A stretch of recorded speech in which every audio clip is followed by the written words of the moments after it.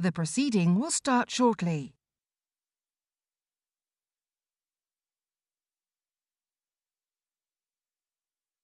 The proceeding will start shortly.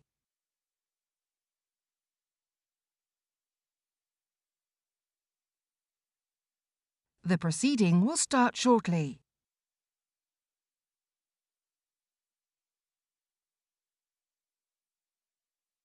The proceeding will start shortly.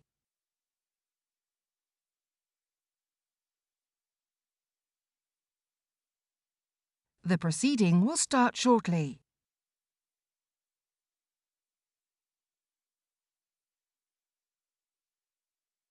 The proceeding will start shortly.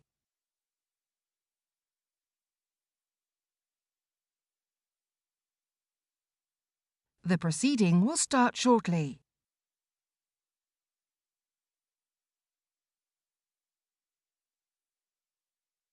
The proceeding will start shortly.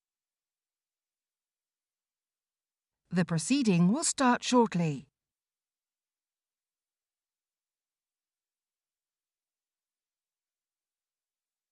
The proceeding will start shortly.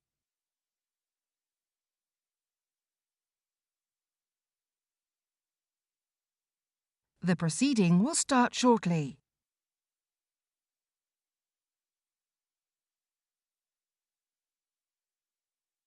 The proceeding will start shortly.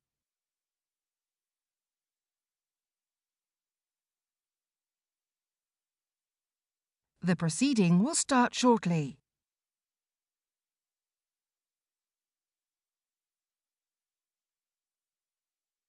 The proceeding will start shortly.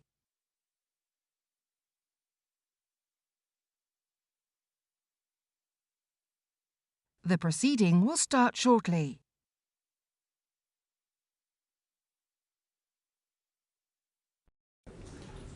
Order, order, and welcome Prime Minister to this session of the Liaison Committee.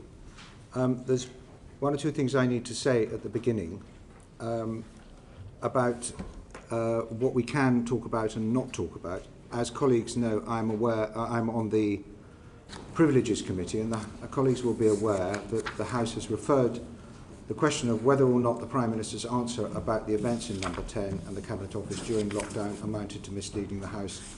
The House referred that to the Privileges Committee. Just as we would not refer to something which was sub judice, it would be wrong to go into detail about a matter which the House has referred elsewhere for examination. And I very much wanted colleagues and the Prime Minister and the public to understand that we have to operate under that constraint. And I remind colleagues that the Speaker and his deputies have pulled people up about this in the Chamber. We should not be undermining the process the House itself has set in place. There is, of course, no difficulty in raising any other matter. And the Prime Minister, I have no wish to constrain anything that you wish to say in this committee, but I will have to pull you up if you stray into the Privileges Committee remit. Thank you. Prime Minister, it is our intention to start with the great issues facing the nation and to move to the question of integrity in politics and related matters towards the end of the session. Unless you wanted to dispose of those matters immediately first. I'll be subverted to your committee. I'll be guided entirely. Right, very good. I'm afraid I will pull you up if your answers are pressing on time, so that we can deal with that latter topic fully and properly at the end. And if your answers are too long, I'm afraid we will just detain you until we have completed our business.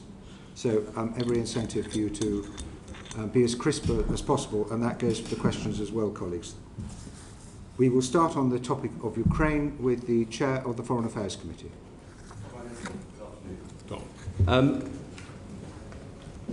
The alliance that has been brought together to dissuade Russia from further actions and indeed to push Russia out of Donetsk and Luhansk has clearly got a window of opportunity before the winter starts to bite and the coalition starts to fracture as energy prices in Europe rise and homes across our country start to suffer.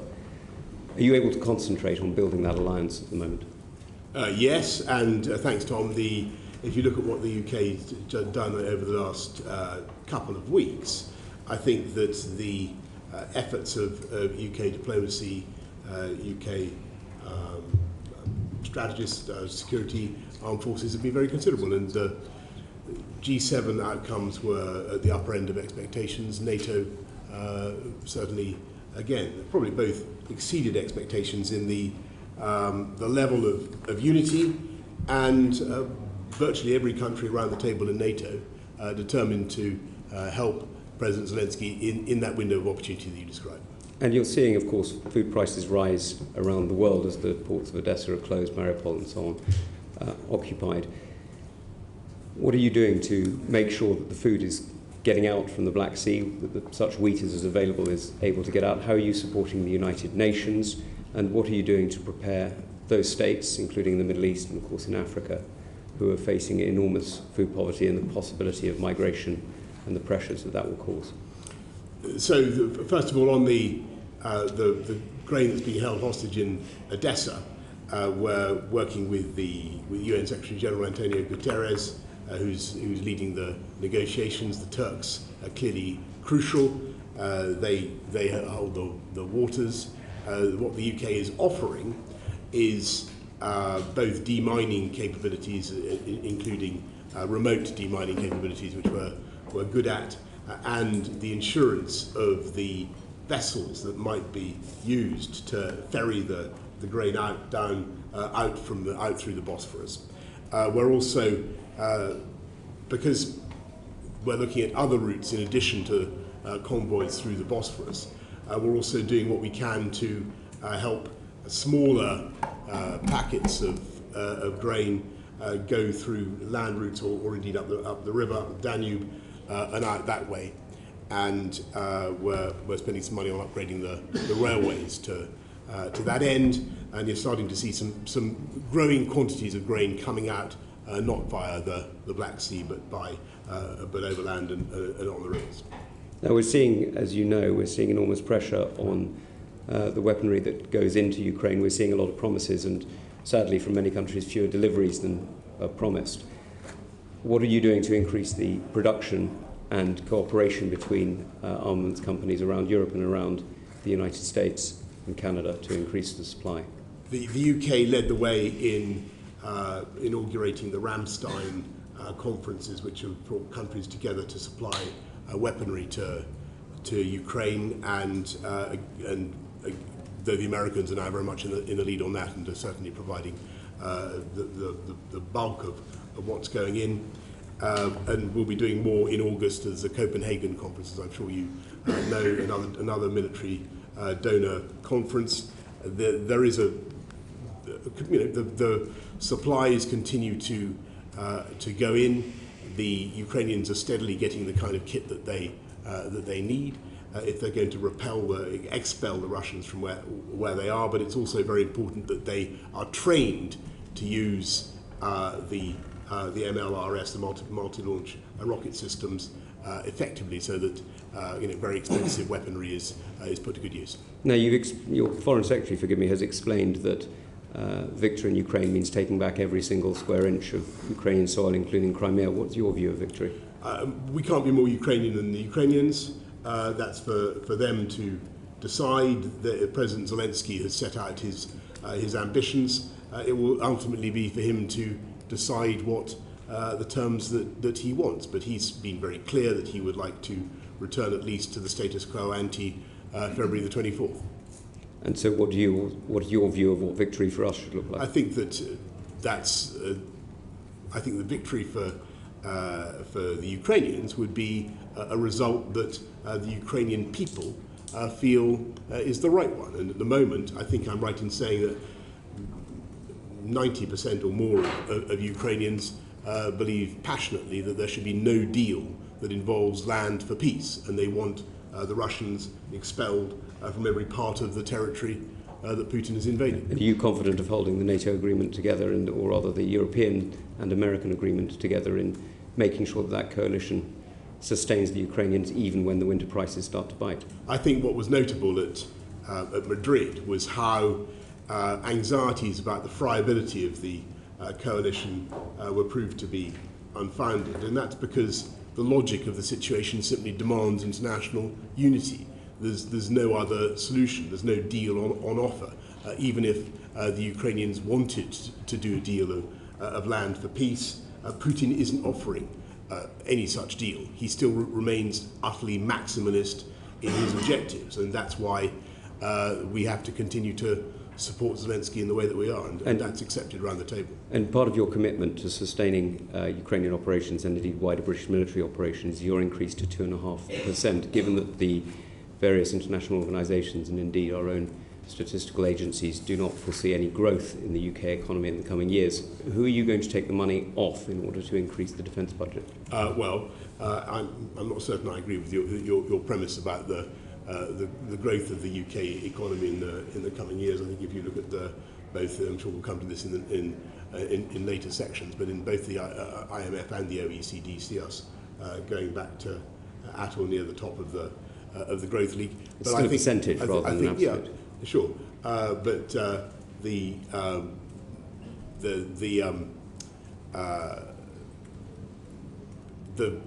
2.5 is a logic. It's just a prediction. It's based on the, I think, reasonable assumption that we are going to have to continue with the investments that we're making in the Future Combat Aircraft System and the AUKUS agreements with the Australians and the Americans. These are very big projects, and they'll be expensive, but they're the right things for the country. And so the last question from me will be on Sweden and Finland. Clearly their membership of NATO is an extremely important event, not just for them, but for all of us. What are the implications for the guarding of the High North, and particularly the integrity of the United Kingdom and Scotland as part of that in the alliance? And what are the commitments that the UK is willing to make to increase cooperation with Sweden and Finland, not just in military supplies, but also in training? Yeah, well, thank you. We already do a lot of cooperating with the Joint Expeditionary Force, the JEF, as you know, is up there in the High North. The addition of Finland and Sweden is a great moment for the alliance. I think it will strengthen the alliance, and it tells you all you need to know about Putin and his aggression at countries as peaceable as Sweden and Finland have decided to join NATO. Thank you, Chair. Prime Minister, good to see you again. We're establishing that the world is getting more dangerous. The next decade is going to be very bumpy indeed. I want to focus on UK defence capabilities. Despite the injection of £24 billion, the integrated view has seen a tilt towards cyber and space, which is welcome, but it's come at the expense of cuts to all three conventional services. At your last appearance here, prior to the Russian invasion, you boldly stated that tanks are not the answer to the defence of Ukraine, that the old concepts of tank battles on the European landmass are over. Prime Minister, do you now recognise the value of tanks as part of our landfall warfare mix, and plans to reduce our tank numbers now need to be reviewed? Thank you very much, Tobias. I think that when you certainly, I think that it's important for the UK to have tanks, but I think for the Ukrainian purposes, even more valuable were anti-tank weapons. And if you look at what really changed the course of the first few weeks of the war, it was the javelins, it was the NLAWs in particular, and the javelins that were used to destroy the tanks and ready to make Russia's tank warfare extremely difficult. And you'll have seen exactly what happened. That's understood, and I don't disagree with that. What I'm trying to stress at is that the defence budget, it will actually go down by £1 billion in 2023-24, according to library figures. And you mentioned NLAWs. We have stockpiles which are being depleted. We're short of deep fire capabilities, rocket artillery, air defence, and indeed hypersonics as well. This is where the character of conflict is moving. We need to invest more, including in those tanks, which we're cutting by a third, and indeed our warrior fighting vehicles. We have no capability to do dismounted infantry because we're actually cutting the entire warrior fleet. Could I beg with the Prime Minister to reconsider the army numbers? If there's one thing he could take away from here, with his new Chancellor, to look at securing £40 million required to reverse the cuts in our army manpower. Yeah, thanks. I just want to stress that we value immensely the armed forces, in the sense we value the numbers of troops. If you include the reserves, they're in fact over 100,000, so 73,000 in the regular army plus 30,000 reserves. But I think it's also very important that, and I heard all the points that people like General Sanders have made, but the important thing is to have the best possible equipment for those troops, and that's what we're doing. Well, let's look at that equipment, because in the army, I just said, we're losing a third of our tanks, we're losing our warrior fighting vehicles, we're decimating our tracked land warfare capability. In the RAF, we're down from 36 squadrons during the Gulf War to just 6 today. We're losing all our Hercules heavy lift. We're losing, we only have 48 of the 138 F-35s. We're losing 2 of the E-7 I-Star aircraft that are so critical to work with the F-35s. And in the Navy, in the 1990s, during the Cold War, we had 13 destroyers, 35 frigates, and now we're down to just 18. We are hollowing out all our armed services at the very time that, as you mentioned, the head of the army is saying we face a 1937 moment. This is the time to be investing in our armed forces, not depleting our capability. Well, I agree with that, but that's why we're spending 24 billion over the next 4 years. It's the biggest increase since the end of the Cold War, and I think that money is being wisely spent. It's been spent already. It's gone. Well, it's over the next 4 years. Yeah, it's gone in to invest into paying for the replacement of the Vanguard submarines. The money didn't even hit the sides. That's where it was needed to make sure that program allowed us to continue our nuclear deterrent. I understand, but you know we're also committed, as I said earlier on, to a number of massive projects. You mentioned heavy lift aircraft. Actually, if you look at what the UK has, it's I think we're still by far the biggest possessor of heavy lift aircraft in Europe. On ships, where we've got a very active shipbuilding program. You know, Tobias, I take your point about tanks again humbly and sincerely, and you know I will take it away and look at it and look at the armoured personnel carriers, the armoured vehicles. They have been useful to the Ukrainians, particularly the armoured vehicles. But you know, the committee should be in no doubt. We're investing massively in defence. I hear what you say, but I mean you're a classicist. You know, your responses to date make me feel like Homer's Cassandra. I say to you, we must prepare for the storm clouds that are coming over the horizon, and you don't seem to believe me. I say we can't afford these troop cuts in our army numbers, but you don't believe me. And I say that we need to reverse these cuts in our land warfare systems, our ships, and indeed our planes, and you still don't believe me. And there is a change afoot. We are our history and a turning point in our history, and we need to prepare for what is coming over the horizon. Britain must play its part. There is a gap in leadership in Europe, and I want Britain to assume that role. We can only do so if we prepare today and advance our defence posture. I really think you should have been at NATO to listen. I to wasn't invited, what sir. One day, to listen to what the other countries say about the UK contribution and the indispensability of UK armed forces, our contribution to NATO's new force model, the role that we play. We're the second biggest spender in NATO, but a massive contributor to all the joint operations. And I think Jens Stoltenberg, the Secretary General, would testify that. And when you say, I don't believe, that's not true. I do understand the need for more spending on defence. It has to be balanced against other priorities, and it is going up. Then reverse those troop numbers. Okay. Can I just press one matter related to this? We have given away our training stocks of NLAW, of MLRS, and other munitions to the Ukrainians. What are we doing to galvanise the supply chain back to a wartime capability that will provide resilience of stocks? Because at the moment we simply can't replace those stocks. Well, thank you. But actually, if you look at what's happening in Belfast, they are making a lot of NLAWs. They're not replacing as fast as we're giving them away. That is a fact.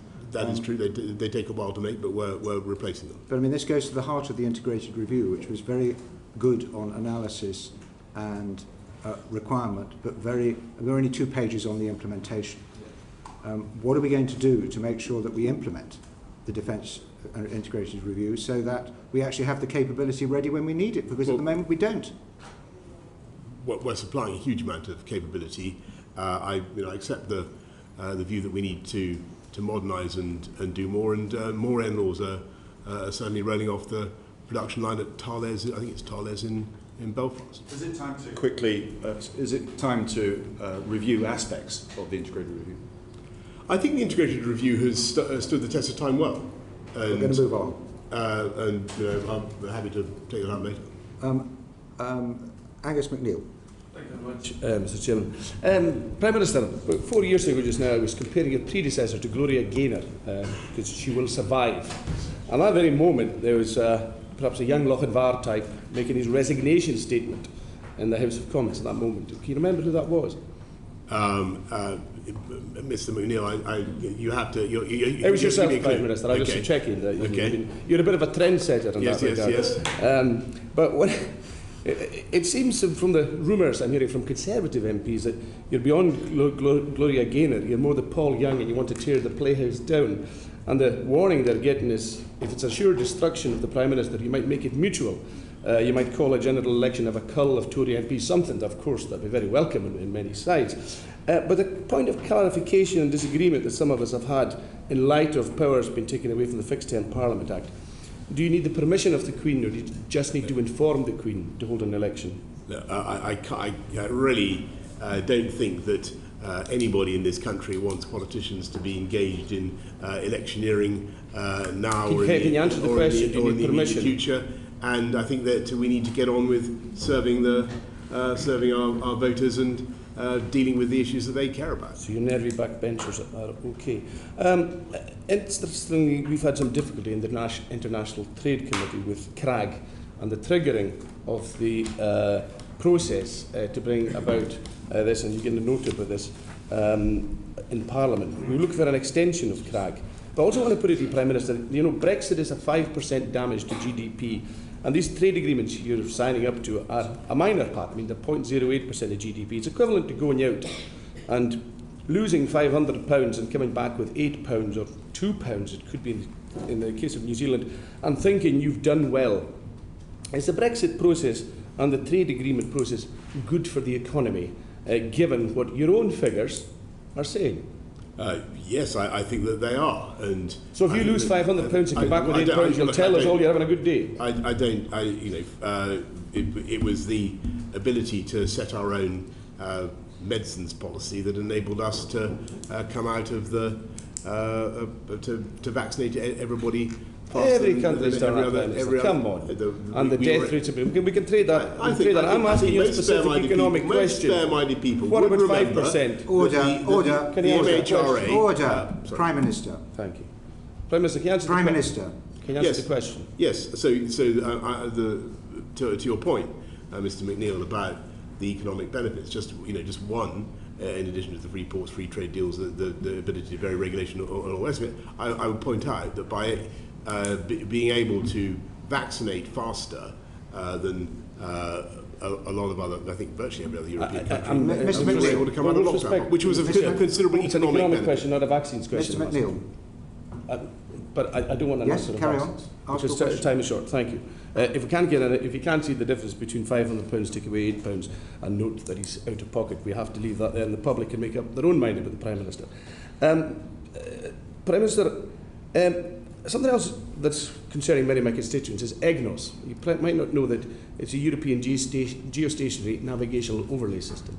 It's a 3D system for aircraft in the air. The UK is the only G20 country without such a facility. It's affecting the training of pilots as well. Will you get the UK back into EGNOS quickly, or have an equivalent 3G navigation system in the air in place soon? It's required. Well, thank you. That is a very interesting suggestion. I'll happily look at that. We do have a pioneering low Earth orbit system of satellites called OneWeb, as I'm sure you know. But it's of no use to aircraft at the moment. I don't know whether that's of any use. No. Perhaps you'll write to us on that. Perhaps you'll write to us on that matter. Yeah, thank you. Prime Minister. Prime Minister, you're a fan of imperial system. You want to have imperial measures. Well, I think people, if people want to have them, I don't think that. They how easy is the system? I mean, how many ounces are in a pound? No, I'm not going to. I'm afraid I was brought up in the. So you don't know how many ounces are in a pound? The basics of the imperial system. I think there are 16 ounces. Mr. McNeill, we can't hear either of you what you're saying. 16 ounces to a pound. 16 ounces. 16 ounces to a pound. I would tax you with pounds in a stone then. But I've got to make a confession. I was educated all over the place, and I can do metric as well. Let me put it that way. So the Prime Minister of the UK is more adept in the metric system. Excellent. I can tell you what I think of my weight in stone. How about that? Okay, thank you very much. And probably put your mind at rest. I mean, I've heard mention of Sweden, Finland, and Scotland. I have no questions to ask about independence of Scotland. It's not a matter for you, it's a matter for the people of Scotland. Yep. It will be decided in Scotland. And I think, Prime Minister, that's about all that we need to discuss at the moment. Thank you. Mr. Chair. Thank you, Mr. McNeill. Sir Robert Goodwill, DEFRA. I'd like to bring us back to the topic of food security, both globally and nationally. I mean, globally, it's a matter of whether people eat or starve. Nationally, it's having a major impact on the cost of living crisis. And I wonder if we are underestimating the ease at which we can actually bring wheat supplies and sunflower supplies out of Ukraine, given the change of gauge of the railway lines into Poland, given the way that loading equipment in Odessa could be damaged by missiles. really only realistic possibility if there were a ceasefire, and as long as conflict's going on, is there really a possibility we can get those supplies out? So what's actually, what's happening is that the monthly consignments of grain out of Odessa are starting to go up. It should be about 5 million tonnes a month. I think that it's the most recent figures I saw for June, I think it was running about 2.75 million tonnes, so it's not nothing. You can get it out not just by the sea, as I was saying earlier on, but by land routes as well. I think the risk is, I think what the Ukrainians are worried about is that if they negotiate a deal with Putin to get him to open up the Black Sea, he will demand the lifting of sanctions in an unacceptable way. Coming close to home, the government published its food strategy a couple of weeks ago, which I think was widely welcomed. One aspect of that was having more food from our own resources. We're self-sufficient in liquid milk, but about 75% of the food that we can produce here, climatically, is produced here. Do you think, given the global situation, we should revisit things like rewilding, putting solar farms on arable land, or planting of trees, and we should concentrate on improving food production here at home? I share that enthusiasm, and the food strategy that we launched a few weeks ago certainly puts our own domestic production at the heart of what we're trying to do. We have, I think, 74% self-sufficiency, but there's a massive opportunity. It affects our balance of trade. Personally, I would like to see many more solar panels on roofs than in what could be otherwise productive fields, and I think we need to think sometimes about the fiscal incentives that we offer. Thank you. And finally, one of the key inputs into agriculture in our country is nitrogen fertiliser. We have one plant now operating at Billingham. The plant at Ince in Cheshire has been closed, and I think the owners are looking for buyers. Is the government aware of what it can do to try and get that plant operational again? Is there any assistance that might be available to possible buyers? Because we'll be once again reliant on imports of a product which internationally is in very short supply. Yeah, so thank you. Look, this is a massive issue for farmers. We're not sufficiently self-reliant in fertiliser. We've had the fertiliser roundtable recently and tried to see what we can do to help. Trying to get alternatives, but clearly that's doesn't always work. Not as effective. We need to make much more fertiliser domestic. I have to say one of the reasons why the global south is suffering so much at the moment is also shortage of fertiliser, and there are far too few African fertiliser plants, and we should be doing what we can to help build fertiliser resilience around the world. They are really feeling it right now. So have there been any conversations with prospective buyers of the plant in Cheshire, do you know? I can't tell you about prospective buyers of that plant, but we're certainly concerned about, there is a single plant left, as you say, and that makes us, that puts a lot of pressure on that plant.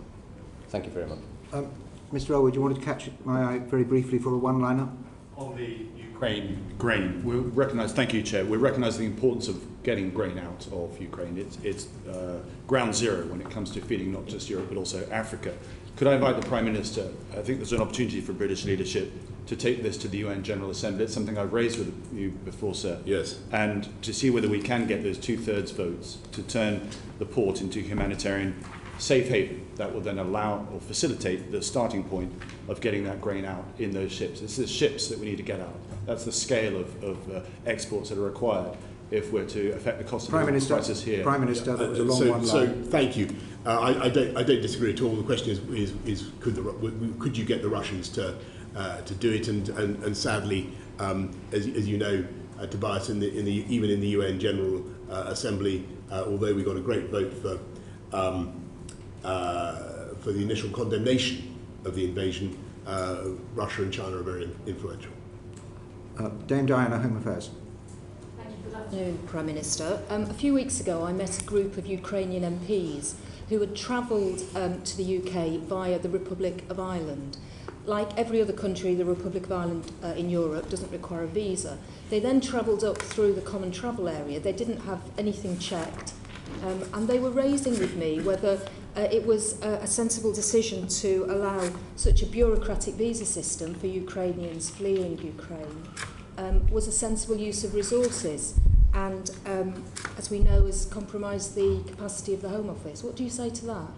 I hear you loud and clear, Diana. I think that the argument that's been put to me is two things. First of all, we've got to be careful that we are able to screen people properly. And but these people are coming up through the common travel area. There's no screening. I accept that, and I accept the limitations of screening. But on the other hand, you've got to look at what we've done so far. 135,000 visas have been issued, and I think that the record is getting better and better. The UK is hosting a lot of Ukrainians, and I think we should be very proud of that. So perhaps I'll come on to the problems with the Home Office, which, as I've just alluded to, the capacity issues of the Home Office when they designed a whole new visa system. Why is it that British people are waiting so long to get their passports when we all knew there was going to be a surge in passport applications after COVID, with people wanting to travel, have family holidays, get married abroad, all of those things? Why is it that we've ended up with people waiting so long and having to spend so much time and money to get a passport? Well, it is very frustrating, and I share everybody's frustration. I think the answer is that the demand has been very big because people are very keen to go on holiday. We've rushed people into the passport office. But why were you having to do that? We knew this was the numbers are starting to improve. I think from memory, 91% get their passport within 4 to 6 weeks. Well, the standard that the Home Office is supposed to operate on is 3 weeks. It's now 10 weeks. When will it go back down to 3 weeks? Well, I don't know when it goes back down to 3 weeks, but what I have in my head is that 91% get their passport within 4 to 6 weeks. And I'd urge everybody who's thinking of going away, 4 to 6 weeks from now, and hasn't got a passport, to get a passport. Okay, so the bread and butter issues just aren't being looked at by the Home Office and dealt with in a very good way. Can I just ask you, why is it your government has now got a backlog of 89,000 asylum claims that they haven't decided? Why has that happened? Well, the UK has historically had very large numbers of asylum claims, and I seem to remember that there were many thousands of asylum claims left undecided when the last Labour government left office. No, Prime Minister, the asylum claims in this country have remained fairly steady in the last few years. So your Home Office has built up a backlog of nearly 90,000 claims they've not decided. So can I just ask you then, why is your government so bad at actually sending back failed asylum seekers? In 2010, we sent back 10,663. Last year, we sent back 806 failed asylum seekers. Why? I don't think that it's the fault of the officials. I think they do their level best. I don't think it's that they're so bad. I think it's that our brilliant legal profession is so good at finding reasons why they should not be returned. That's your answer. It's not to do with the fact you haven't been able to enter into agreements with other countries. You haven't got a replacement for the Dublin agreement. My impression is that, and certainly if you look at what happened with the Dublin agreement, that broke down across the board, and returns agreements have been extremely hard to. Well, let's just put it this way: that you sent back 20 people who came across in small boats across the Channel last year, 20, and there were 28,000 that came.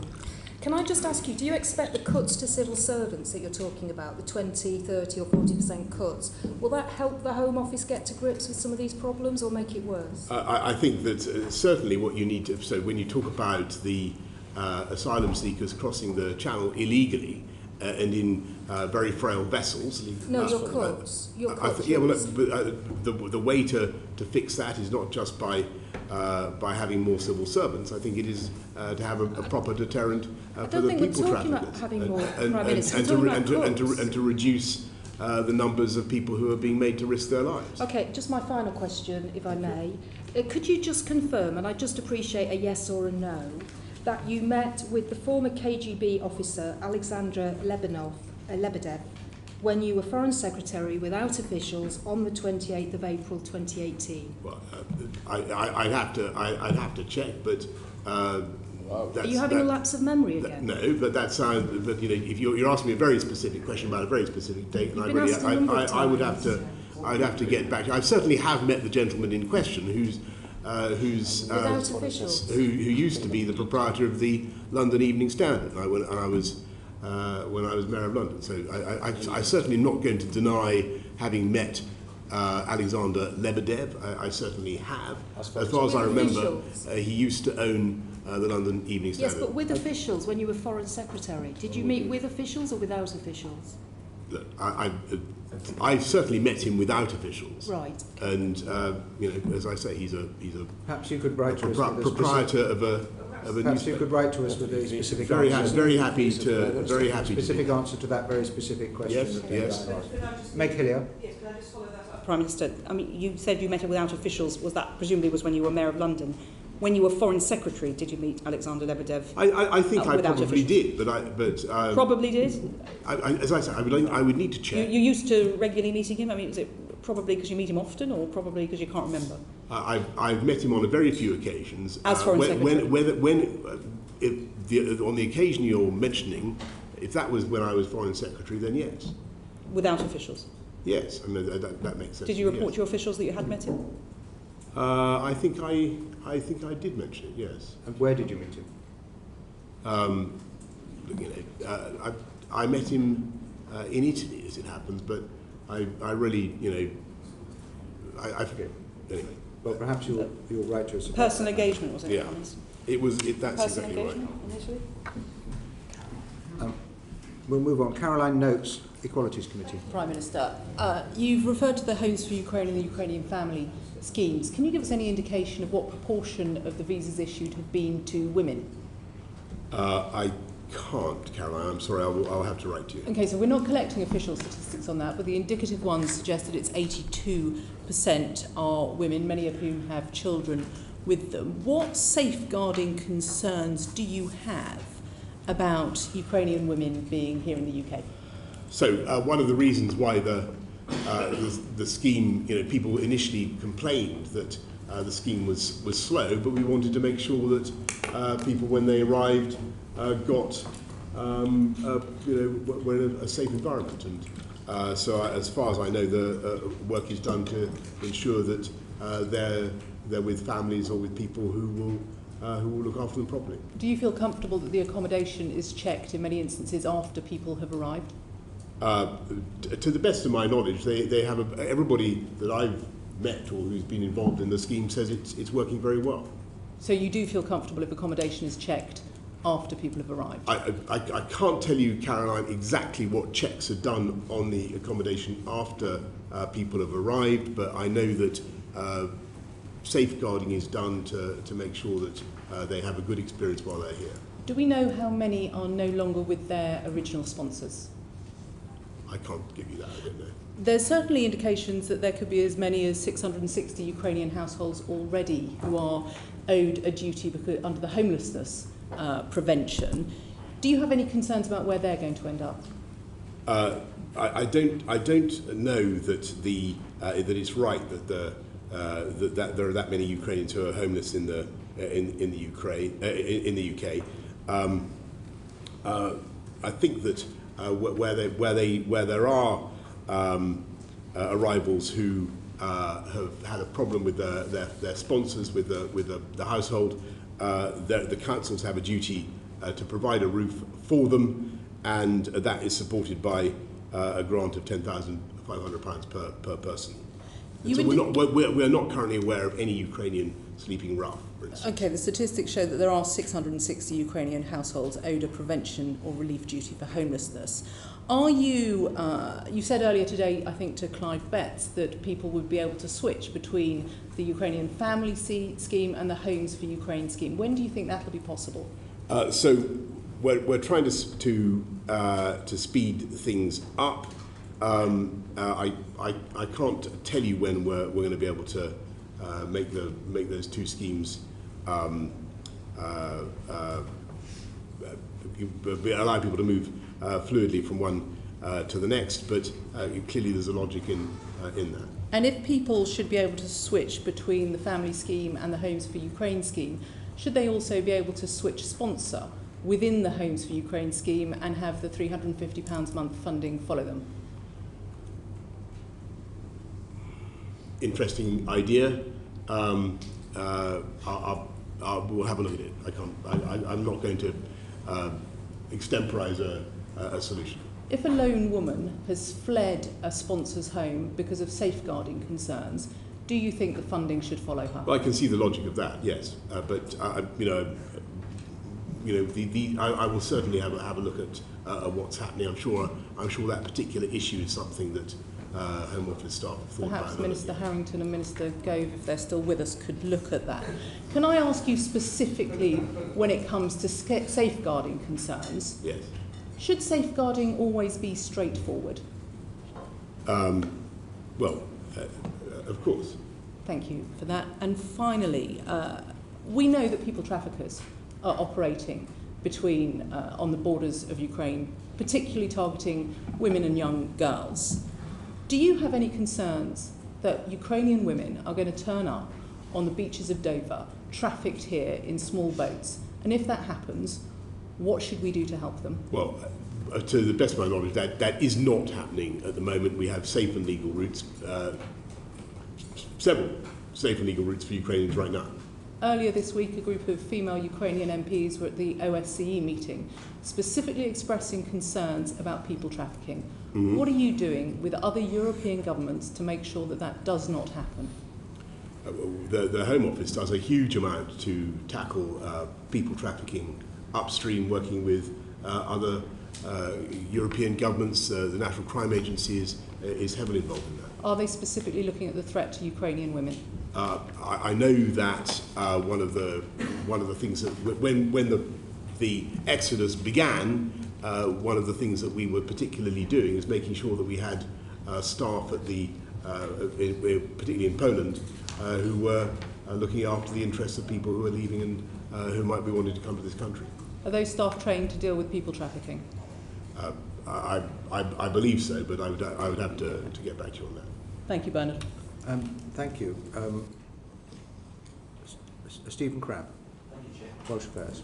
Good afternoon, Prime Minister. We're going to move on to cost of living issues now. Can I start very briefly by asking you, with the appointment of a new Chancellor last night, is the government's position still that it's committed to a full uprating, a full social security uprating next April based on September's CPI figures? So that's a full uprating of benefits and pensions next April. I'm aware of no change in our policy. Has the new Chancellor indicated any desire or intention to look at reopen any of the decisions we've made in response to the cost of living crisis, or indeed are there any areas that you would want him to reopen?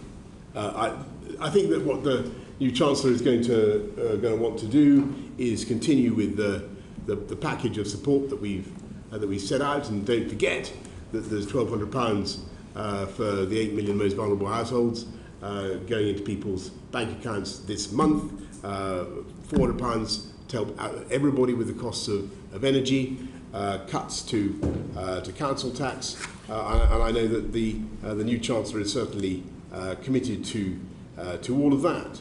So as far as you're concerned, Prime Minister, the basic template for our response to the cost of living crisis, indeed our wider tax and spend strategy, remains locked for now under the new Chancellor. Well, you're pushing a bit too hard. I think that that would be, that's not quite the conclusion that I want you to draw. I certainly think that the new Chancellor will want to think about what we can do to do even more to help people, whether on the fiscal front or whatever. The Minister for Brexit Opportunities recently appeared to be quite dismissive of OBR forecasts, and I think even appeared to question the usefulness of the OBR altogether. Do you, Prime Minister, have confidence in OBR forecasts? I think that the OBR forecasts are very useful.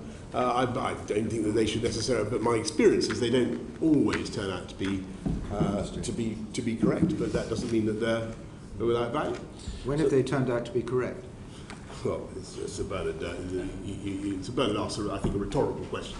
So when the OBR when the OBR in March, Prime Minister predicted that the UK is going to see the fastest drop in living standards since the 1950s. Is that an OBR forecast that you accept? I think that we've got to be realistic, that there is going to be a lot of economic pain, and we've got to be frank with people about that, and that is certainly the case. What we will do, so what we're doing is trying to help the lowest income households as much as possible, and actually they may get fully compensated, but there will certainly be, or virtually fully, but there will certainly be a lot of pressure for a while. That pressure will then abate. We will get inflation under control. That is the big problem right now, but I'm very confident that it will have abated by next year.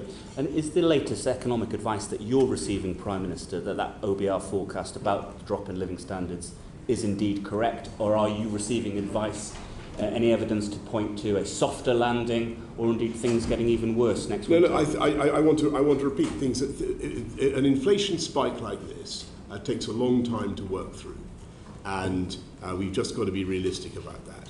And there is going to be pressure on people's incomes, and there's going to be pressure on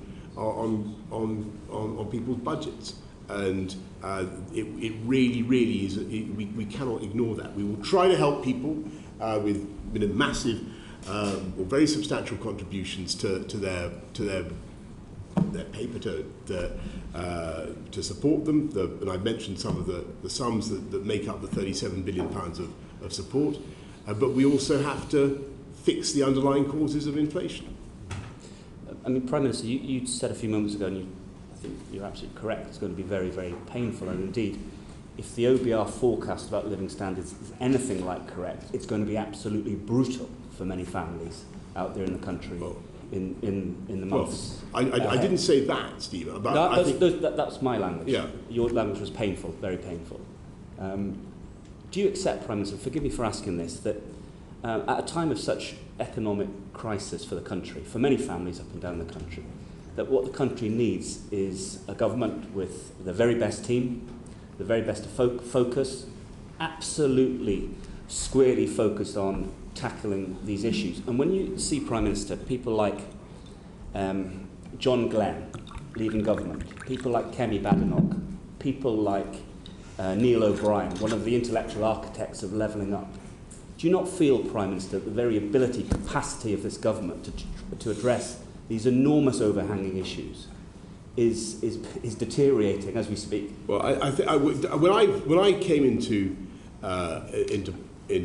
Parliament, I think there were about 140 Conservative MPs. I can't remember exactly what the number was. There are now 365 or so, the 360 there or thereabouts. There is a wealth of talent, Stephen. Order. We should be confident in our ability to. And as for your point about the government focusing, the government is certainly focusing on the issues that matter. And today we're cutting taxes for everybody by £330 for 30 million people. Just this day, I've talked about the £1,200. We've just got 500,000 people off welfare into work.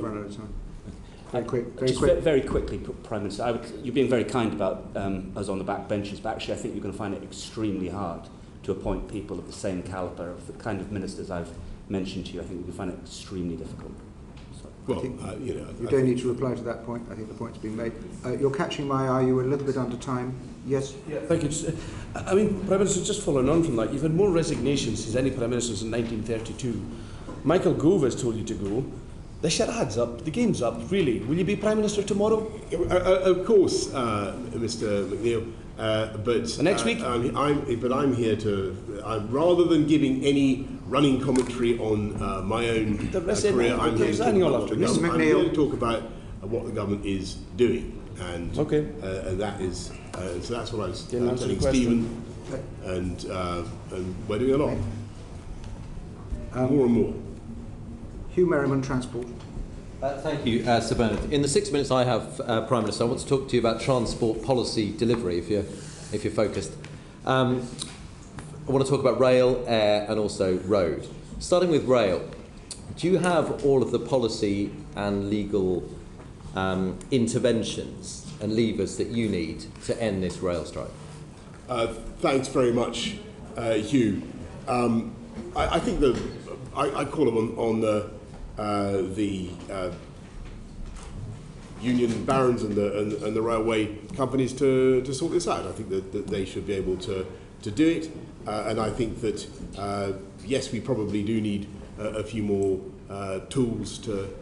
Specifically, what I think that you could have minimum service levels, you could have ballot thresholds, and as you know, we're bringing in. I think we've already brought in the provision for agency workers where that's necessary. Now, that's not going to fix problems like train drivers. You don't get agency workers to drive a train, but the argument I would make is that you need to modernise. So let me just again focus on the levers, because I think under the Conservative manifesto there was a line that said only the Conservatives could get Brexit done, a few more things, and stop passengers being held hostage by the unions. But in fact, and that was with the introduction of that policy of minimum service levels.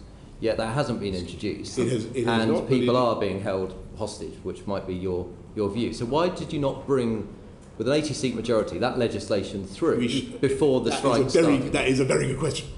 And the answer is? And the answer is we should have done it. And the trouble was we had a lot of COVID stuff to deal with, and I'm afraid it got pushed to the right. And I thought you might say that, although there have been other things we've been able to do, notwithstanding COVID. Okay, let me move on to airports. So massive disruption in the airports, people having their holidays cancelled at the last minute. Why wasn't more done to stop airlines putting more flights in place than we knew their staff could, that they had the bandwidth of staff to deal with? Well, the airlines should not be abusing passengers in the way that they have been, and I think that there should be greater protection. But I think the but again, this is all there should be. My question is why hasn't there been? Because basically we were trying to get any airlines flying at all. I mean, Diana has asked a very good question about passports. Where we're putting huge numbers of people to try and speed up the delivery of passports. We had a situation in which no airlines were moving at all. We had to put 8 billion, as you remember, Hugh, into supporting the airline industry. Indeed. But Gatwick, for example, has controlled the number of flights that will be able to fly out during July and August, because they can see the airlines are trying to fly at 2018 levels. So they could see the number of staff coming on. So they've taken action. Other airports haven't necessarily. The regulator, the Civil Aviation Authority, doesn't have the power up front to implement these types of policies. Shouldn't it have that power? I'm willing to be persuaded that it should. Because when we put a report on that basis, the recommendation was rejected by government on the basis that there wouldn't be a proposal to give the regulator upfront powers to take action, including to help with compensation. Well. Hugh, but perhaps we can push them a bit more on that if you're behind it. I'm going to have to look into what more powers we might need to take to get the airlines to behave responsibly towards their passengers. But I think the experience of the public has been pretty wretched at the moment, and for all sorts of reasons, and they need to do much, much better. Okay, and turning to another area of policy which perhaps needs to change. At the moment, 4% of the Exchequer's revenues come from motoring taxes. Those will plummet to zero when we all drive electric vehicles. Are you serious about getting a new form of road pricing policy in place to fill that hole? If not, how will it be filled? I think road pricing is something that we will eventually have to consider. I'm not attracted to it. I seem to remember.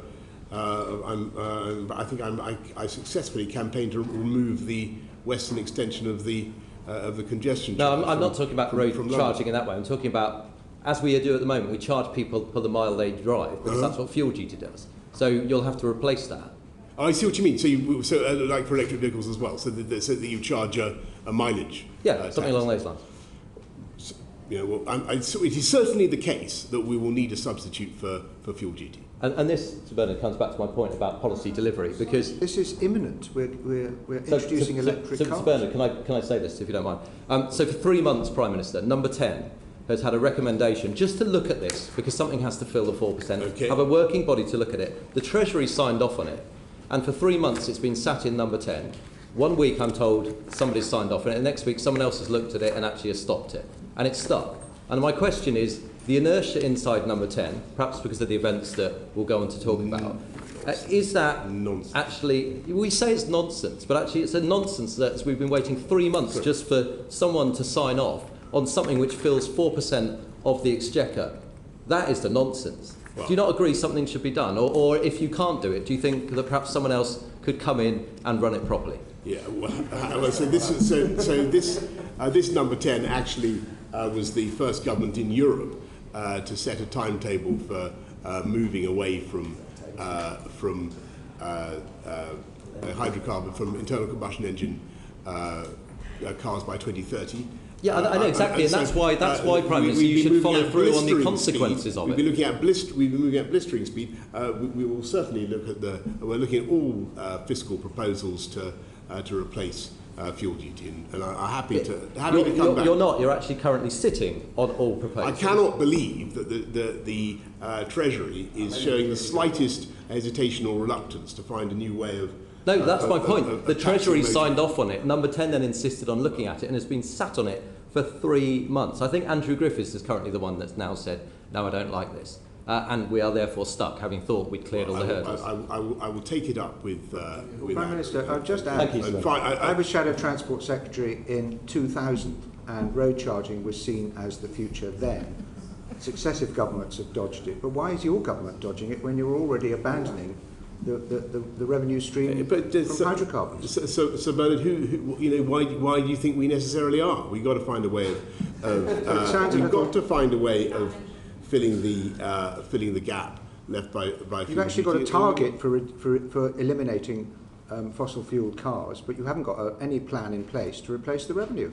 Well, I think it highly unlikely that the Treasury will let any opportunity go to find to raise revenue from motoring to substitute. I think we've made what we want to do is we want, for the purposes of the environment, to encourage the take-up of low-carbon vehicles, and that's why the fiscal strategy is framed as it currently is.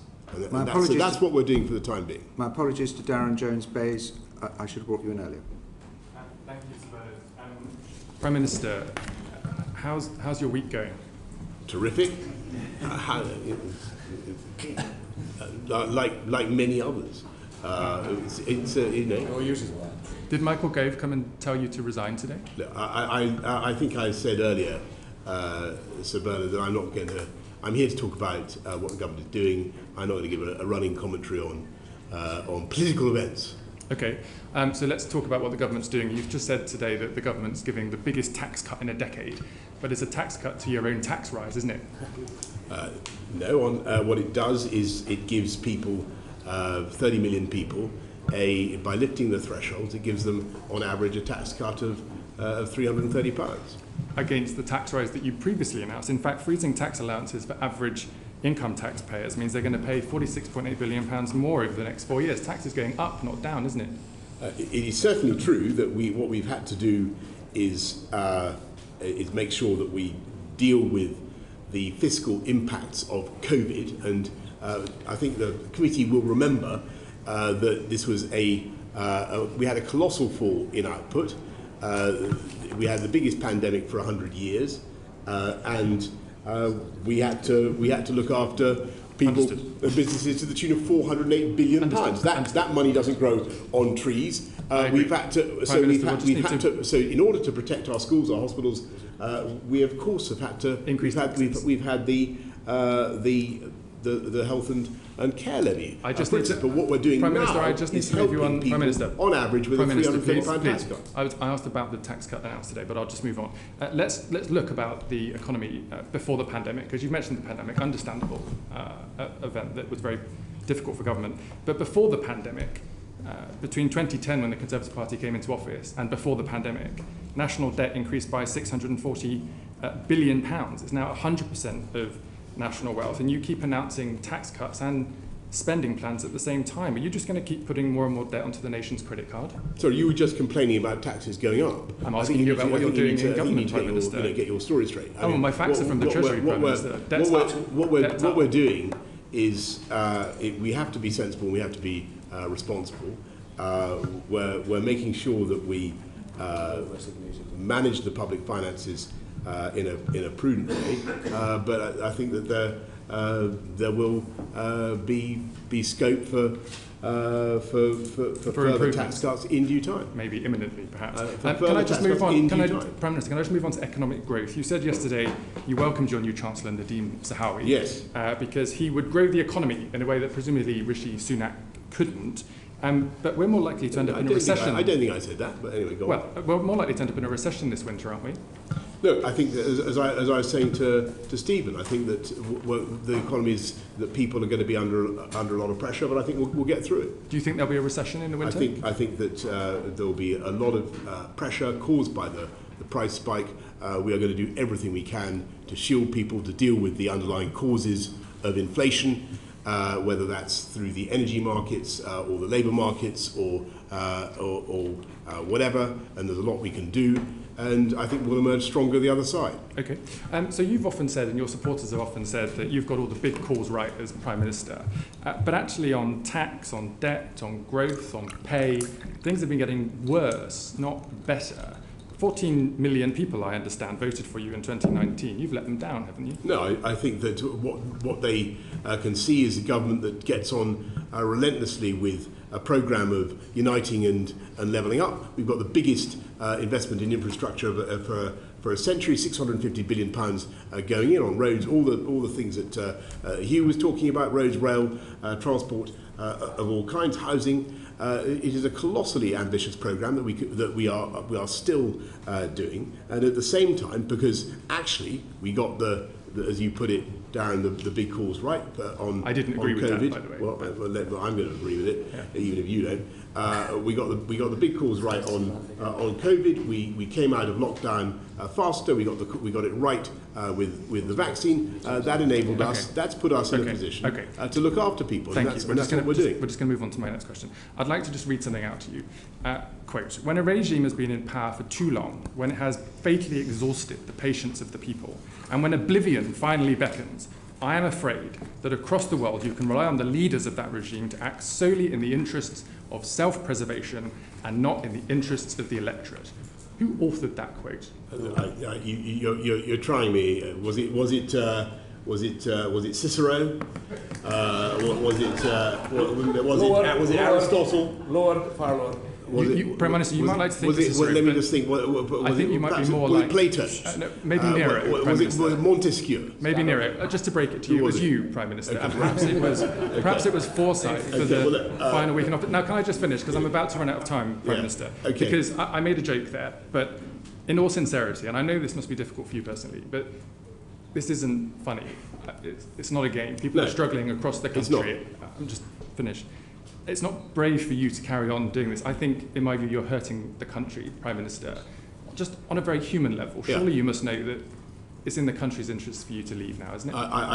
I think that the country is going through tough times, and I think that we have the biggest. You're making a point about duty, right? Yeah. And I look at the issues that this country faces. I look at the pressures that people are under, and the need for government to focus on their priorities, which is what we are doing. I look at the biggest war in Europe for 80 years, and I cannot for the life of me see how it is responsible just to walk away from that, as I said earlier on in PMQs, particularly not when you have a mandate of the kind that we won 2-3 years ago. But shouldn't, as Prime Minister, you actually spell out that the pressure the economy is under is actually very, very serious, because not just of the invasion, but because we have decided to make the necessary sacrifices in order to resist Putin. And we are in an economic war with Russia now, with Putin. He's coining it on the energy sales. Our economies are suffering as a direct consequence of the sanctions. Shouldn't we be spelling out that it's going to be tough, but these sacrifices are necessary to make in order to secure the security of our continent? Thank you, Sir Bernard. And that is exactly the point that I have been making. I think I made it yesterday, or on Monday, I should say, in the statement on the summits. And it's the point that resonates with colleagues around the table in NATO and the G7 and other places, because the cost of not standing up to Putin is that you legitimate or you encourage further acts of aggression in other parts of the former Soviet Union, destabilizing the whole continent, if not the world, causing further economic distress and uncertainty going on for years and years. And that's why I made the point about the decades of peace and stability that followed the Second World War, when we finally learned to stand up to dictators and not to accept that borders could be changed by force. That decision led to decades of the rule of international law, expansion of global trade, peace and stability. And we need to inaugurate that era again. Thank you, Prime Minister. Rob Half on education. I'm starting off with fuel, and then I'm going to as it Sure. segues in. If I could just move from Ukraine to a fish and chip shop in Harlow, Prime Minister, if I may. They are down 150 customers a month. Their takings are down £5,000 a month. Their energy bills have gone up from £1,800 to £3,000 a month, and now he's got to pay over £2 to fill up his car and the vehicles, £2 a litre. Can you understand what is fueling the haulier protests? Whilst I don't agree with direct action, I do have sympathy for what they're asking for. And is it not the case that the 5p fuel duty cut, whilst welcome, was swallowed up, and that actually this is unsustainable, and that you need to slash either fuel duty or VAT, but also to look at introduce a pump watch monitor? Because just finally, we know that since the 14th of June, the wholesale price for diesel fell by 7.2 per litre, but filling up costs increased by 8.1p. For petrol, the wholesale price dropped by 14.9p, but the pump price rocketed by 17.4p. So motorists, everywhere you look at it, they're being fleeced by the government, and they're being fleeced by the oil companies. So what are you going to do it? Because if you don't do something, there is going to be a Canada-style haulier protest around the Palace of Westminster. I have no doubt that this is going to spread. Yeah, well, look, Robert, thank you. And you've been campaigning on this for years and years, and I listened to you very attentively. As you say, we have cut fuel duty by 5p for a litre. It's only about 100 quid a year. I appreciate that that's not much for people, and it's being swallowed up by what's happening on the forecourts. So we are doing Grant is, I believe, doing a pump watch scheme to ensure that cuts that we are putting in do get passed on. But clearly, the pressure is there, and I hear you loud and clear. I think before Angus leaves, one of the benefits of Brexit is you can cut VAT on fuel. So I should have pointed that out. But do you recognise you need to slash it? You need to literally cut it by a significant amount, because this is unsustainable. It's hurting our frontline services, it's hitting our bus services, hitting transportation, and it's hurting our businesses as well. I hear you loud and clear. So we have a new Chancellor. We will see where we get to on that, but I hear you loud and clear. Okay. If I can move to education, I've been I was distressed about the closure of schools, and I thought it was a huge mistake that they were closed for most pupils during COVID. During COVID, I thought it was a huge mistake, something acknowledged by the previous Education Secretary, now Chancellor. We now know that there are 124,000 so-called ghost children who've not yet returned to school. Persistent absence has gone up from 1.6 million to 1.7 million. You know, what is the government doing to get these kids back into school?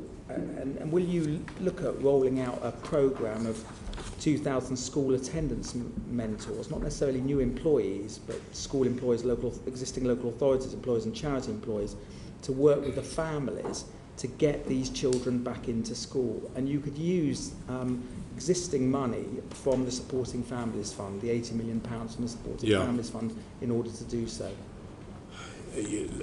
So, first of all, I agree with your overall premise that it was awful that schools had to close.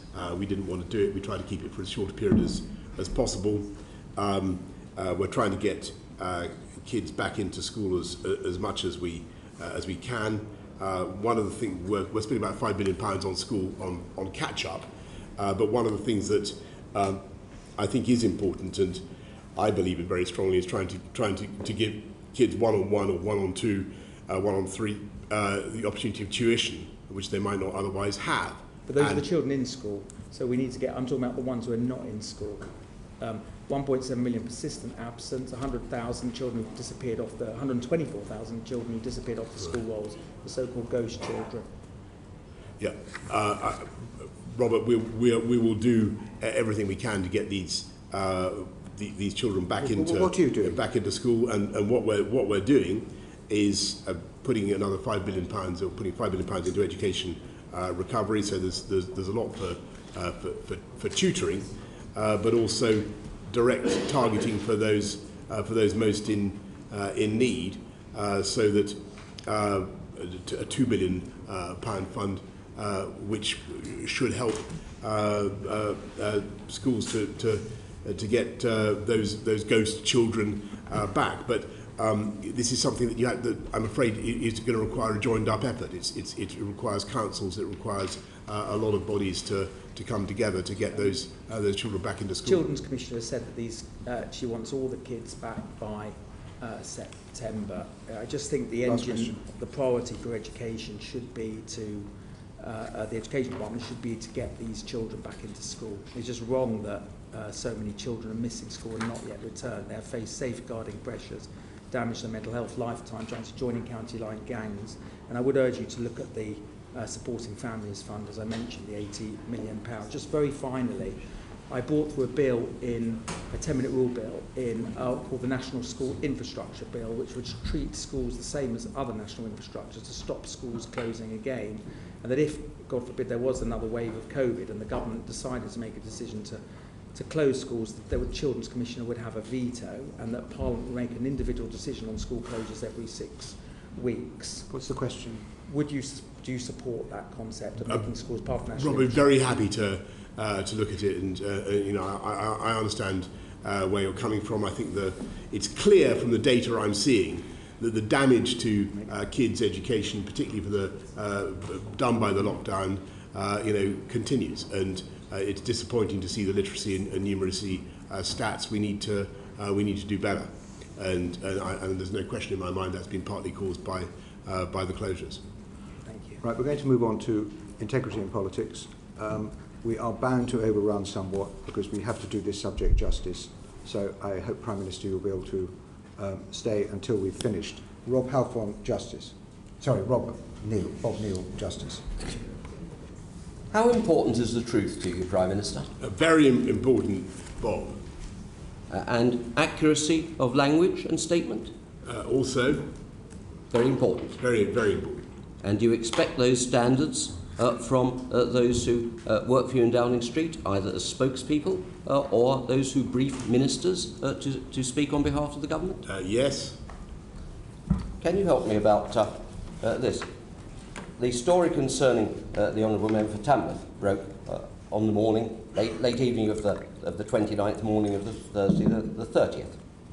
In the course of subsequent days, a number of statements were made by spokesmen on your behalf, in which it was said, in terms, that you had not been aware of any specific allegations.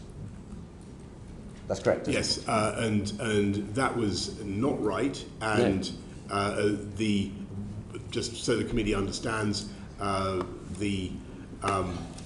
I was doing, so on the Friday, when the allegations were put to me in detail and the fact that a complaint had been made, I was mainly engaged in talking to a witness and removing the whip from the member in question. That's what I. Okay. Well, perhaps I can come to that, Prime Minister. What we should have done at the same time, and I then left the building. But what we should have done is gone over all the interactions between government, me, and the member for Tamworth, and got a full timeline. And I'm afraid we didn't. And that's in retrospect. And I should have done that. Okay. But as a result, some things were said that weren't right. As soon as I was aware of the discrepancy, we took steps. Can you just tell me about this? Okay. Well, what we do know is that on the 5th of July, Lord MacDonald of Salford, who was the permanent secretary, Under Secretary at the Foreign Office, said this, that the line that had been put out was not accurate, which you now accept, said this, in a letter to the Parliamentary Commission for Standards. Mr. Johnson was briefed in person about the initiation and outcome of the investigation. There was a formal complaint. I'm sure you've seen Lord MacDonald's letter now. Great. Do you accept the content, the accuracy of the content of Lord MacDonald's letter? And so that's entirely correct. So if I could just you accept what Lord MacDonald says as being I wouldn't want to say that I accept absolutely everything he says, because but what I can certainly tell you is that I don't have it before me. What I can certainly tell you is that there was a complaint and you were told the member for Tamworth in 2019. Yes, late 2019. And that complaint was upheld. Yes. The matter was resolved within the Foreign Office. It was not deemed to approach the anything like the level of criminality or the ministerial code. Okay. But I was briefed on it in on 2 occasions by the propriety and ethics people who first of all that it was happening, and then being concluded. And on both occasions, what I had was an extremely short oral account, of which there was on Friday there was no record of that. In number 10, it didn't stick in your mind then? There's no written record of that. Forgive me. It isn't common for a serving Minister of the Crown to be subject to an allegation of sexual impropriety, is it? I don't want to go into the details of the allegations, because I think there are human resources issues there. But I'm not certain that's a fair characterisation of what happened. At all events, it was a serious matter. And this was someone who had worked closely on your leadership team only a few months before. So you'd be aware it was sensitive. That's fair. Yes. Okay. It was also to be fair, almost 2.5 years ago. Well, yes. But it's not the sort of thing you forget, is it, Prime Minister? Well, as I say, now that when it was drawn to my attention a couple of days later that there was a discrepancy between what we were saying abroad, as it were, and what number 10 was saying, and the fact that this briefing had taken place, I took steps to clear it up as soon as I could. The suggestion you couldn't recall that was said on your behalf, is that a serious explanation? You couldn't recall this unusual incident of someone who was a close political ally? No. What we failed to do on the first day was to go over all the possible interactions between me and the member in question, all the possible decisions that I might have taken. As it happened, the issue, the report about the complaint was not raised to me as a point for any kind of decision. It was simply something that was mentioned to me in the margin of other meetings as a point of, as I recall, as a point of information about what had happened, because it was the Foreign Office that dealt with it. But Prime Minister, when you were considering appointing him into the government most recently, how true is it that actually you wanted him to be Chief Whip?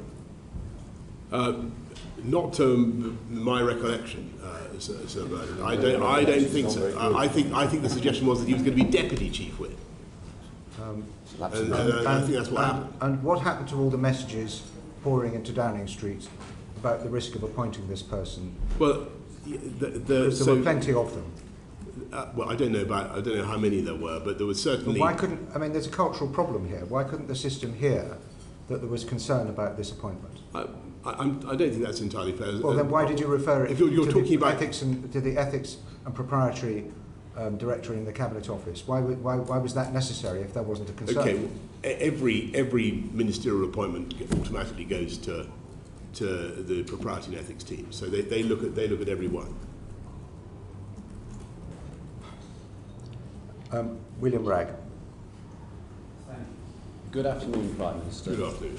I appreciate that today is a day of events, and though this meeting has not quite resembled a Moscow show trial, because I think certainly they were livelier, it must be nonetheless quite difficult, and I do pay tribute to you for turning up today. I wouldn't dream of being anywhere else. Indeed.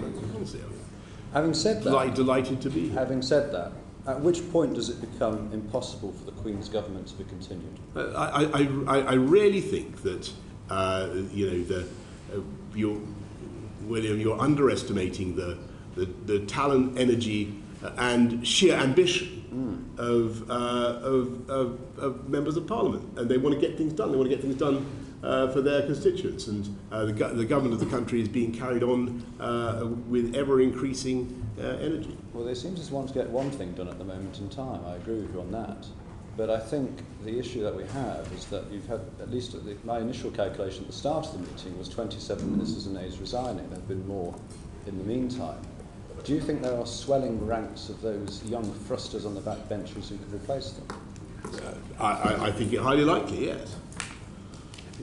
Ambition, could that not be considered delusion at times? Yeah, that's a sort of a moral judgment about human nature that I wouldn't venture to comment on. I think that we're all deluded in our ambitions, but I think most people who come to this place actually, in spite of what everybody says about MPs, are actuated by the highest motives. And most people want to serve their constituents and get stuff done, and that is the reality. Entirely so. So, in terms of that assessment of individuals, which qualities in the former Deputy Chief Whip appealed to you most? I think it was.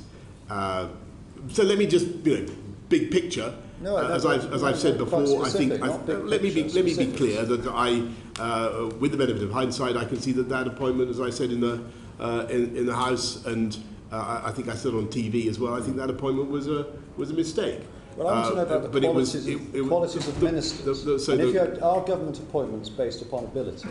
So it was put to me that like everyone we appoint, the member had excellent administrative skills. Administrative skills. Was he behind what's colloquially known as Operation Save Big Dog? Look, to the best of my memory, he was in addition to serving as Deputy Chief Whip under the previous Prime Minister, he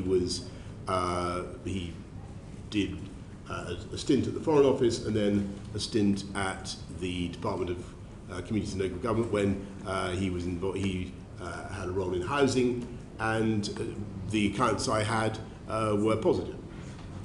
Casting our minds back to January and February, it was a tricky time. And certainly some people in the shadow whipping operation used their charm in order to persuade.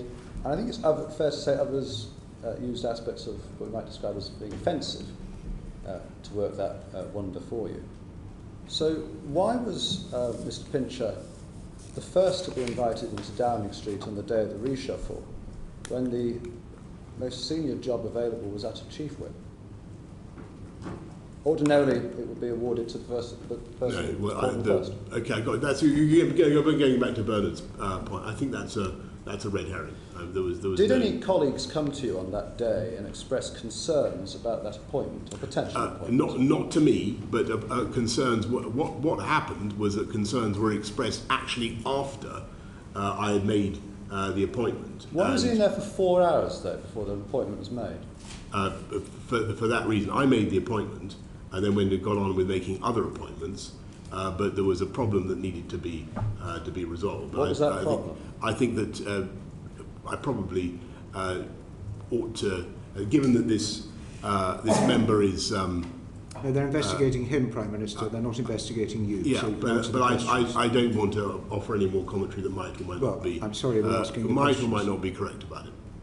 Well, come on. It was quite a He's direct asking a straightforward question, Prime Minister. About your judgment and how you approach appointing ministers. Yes. So let me be clear.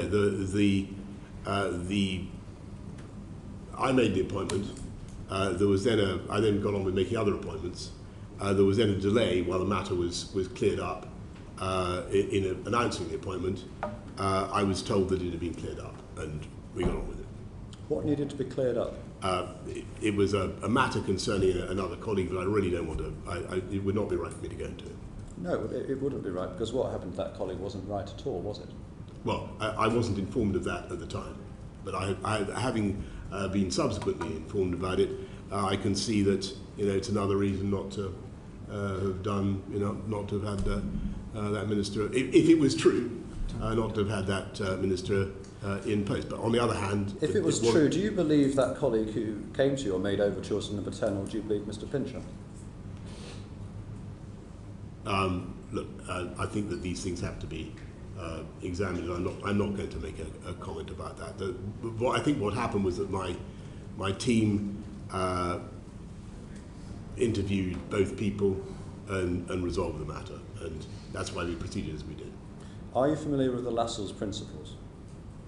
I knew you were going to ask this, and I'm sorry, Mr. Ragg. Before you move on, I know this is about Tommy. Indeed, you watched the Crown. Yes. Yeah. Go on, remind me. So, if you were to go to Her Majesty and request, as it is a request, not to advise, but request a dissolution of Parliament, could you give me 2 conditions under which Her Majesty would be justified in declining your request? You're asking about something that is not going to happen, unless everybody's so crazy as to try and have a new. We are going to get on. There is no. I don't think the people of this country want to have an election, and I certainly don't. Excuse me, Prime Minister. You said it's not going to happen unless what? Well, I think that the history teaches us that the best way to have a period of stability and government and not to have early elections is to allow people with mandates to get on. Unless what? Unless what? That's what I'm saying. So the history teaches. You said unless what? So unless people ignore that very good principle that history teaches us that the best way to avoid pointless political disturbance is to allow a government that has a mandate to get on and deliver its mandate. And that's unless what? That is what we're going to do. So unless I Prime think Minister? what you're alluding to is... Sorry, Mr. Ragg, just a minute. The Prime Minister said... Unless people forget that. What does that mean? That means that on the whole, I think that it's a good thing if governments which have a substantial mandate from the electorate and are doing an enormous amount of stuff, and when that country is facing a lot of pressure, particularly economic pressure, when there are serious international issues at stake, I think on the whole it is sensible not to get bogged down in discussion about electoral politics, but to allow the government of the country to continue. Can I just remind you that when the Prime Minister Major seemed to be threatening a general election because he was having trouble with the Maastricht Bill, it did his no reputation any good at all. Well, it's exactly the point I made. There would never have been a general election. Can I thank you for that excellent historical lesson? And this is exactly the point I'm trying to make. Well, I don't know why you said unless. Mr. Ragg. Thank you, Sir Bernard. And so, if one of the conditions of the South's principles is that the sovereign could rely on finding another Prime Minister who could govern for a reasonable period with a working majority of the House of Commons, you'd accept that principle? I think all this is... I want to agree passionately and strongly with what Sir Bernard has said. If you go back to Prime Minister, the 90s, that you don't solve problems by threatening to call elections. You've got to get on with what you're elected to do, and that's what the government is. That's what the government is doing. So I'm taking it that you accept the Lassalle's principles. They sound, insofar as they're designed to prevent pointless wildcat elections, they sound sensible to me. Thank you, Sir Bernard. Mr. Brand. Thank you, Sir Bernard. Welcome, Prime Minister. Have you been told of any other allegations similar to the conduct of Mr. Pincher about any other ministers in your time as Prime Minister? I'm going to have to tell you, Chris, that it is all too possible that people have said things to me about any number of people, including possibly people around this horseshoe. No, have you ever had? It would be a great labour for me now to sit down and try to reconstruct every single piece of gossip or innuendo. No, that's not what I'm asking. I'm not asking about gossip and innuendo. I'm asking precisely about that you now accept that you were told on 2 occasions about Mr. Pincher's, the allegations against Mr. Pincher that were upheld by in the Foreign Office. I'm asking, have you been told about any other such events relating to any other government minister, formally? Look, I'd have to get back to you. I mean, I would not want to. It seems extraordinary that you wouldn't know whether there are allegations outstanding against your government ministers of sexual impropriety, such that they might constitute potentially criminal offences apart from anything else. Look, there's nothing that springs to mind. Okay. But you know, all right. I'm gonna. But what I will say, Chris, is if you have some information. No, I'm asking you, Prime Minister. I'm asking you this because it seems incredible to me that you would not remember that you've been told this about somebody who is one of your closest allies in Parliament. I think I tried to explain exactly the circumstances. Well, you haven't. But let me ask you a different question, because you've not answered this elsewhere. Did you say all the sex pests are supporting me, or words to that effect? No. People attribute all sorts of things to me. I don't remember saying those words, but people ascribe all sorts of things to me. That sounds like a yes to me. Okay. Did you say he's a bit handsy? It's not a word I use, actually. So that's a definite no? I would not have used that word, but you know. It's a definite no, is it? Look, I'm saying people maybe hear me saying all sorts of things. It's not handsy, as it happens, is not a word I use. But all right. Did you say Pincher by name, Pincher by nature? I'm not going to get into some trivialising discussion of what I may or may not have said. This is a serious matter. Yes. The member is now being I believe has had a complaint made against him, and that is where I propose to leave it. No, but the point is. The member has had a complaint made against him. If you just let me for a moment. The point is that the allegation is that you have trivialised this issue. You've not even remembered it, perhaps because he's a useful ally to you. Sorry, and the point is that then you appointed somebody who you believed to be a sex pest in a position of power and authority over other people in Parliament. So that's not right, because under any view, the issue at the Foreign Office was, although it was upheld, it was resolved in a way that was satisfactory. It was upheld. It was resolved in a way that was satisfactory to all parties, and there are issues that I can't be confident that it was a sexual. There was sexual implications. Well, Sir Malcolm, Mr. MacDonald Lord MacDonald, makes it very clear that it was very similar to the allegations of what happened in the trouble is, if I may question. say so, that I was given on the occasions when it was mentioned to me, I was given very brief, a very sketchy account. Okay. And I really think that you need to... It just seems incredible that you wouldn't think think that was a matter worth investigating or talking. Can I ask you, It was investigated, and it was investigated and it was by the Foreign upheld. Office. Was Neil Parish right to resign from Parliament? Well, I think that the problem he had was that he was... Was he right to resign? It was his decision. Was he right to resign? I think that he was doing something that is not normal or tolerated in most workplaces. So should Chris Pincher resign from Parliament? Well, you ask about my relationship with him. I took the whip away from him. Should he resign from Parliament? That's a matter for him. So you think he should stay? Well, that's a matter for him. But I took the... He no longer sits as a Conservative All right. MP. Was it right for Sarah Dines to ask the man who was groped in the Carlton Club whether he was gay and to say that it was problematic that he was? You're asking me about what other members are alleged to have said. I can't be certain. No, there are 5 other, including people in this room, there are 5 other MPs who witnessed it. It's not in any doubt, and I don't think she has denied it. Was it right? No, or is it not victim shaming?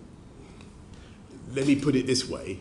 I think that what happened was extremely serious, and as soon as I knew that a complaint had been made, and I talked to a witness, and I removed the whip. Have you talked to Sarah Dines about it? I haven't talked to her about that, but I removed the whip immediately. Do you not understand why this is problematic?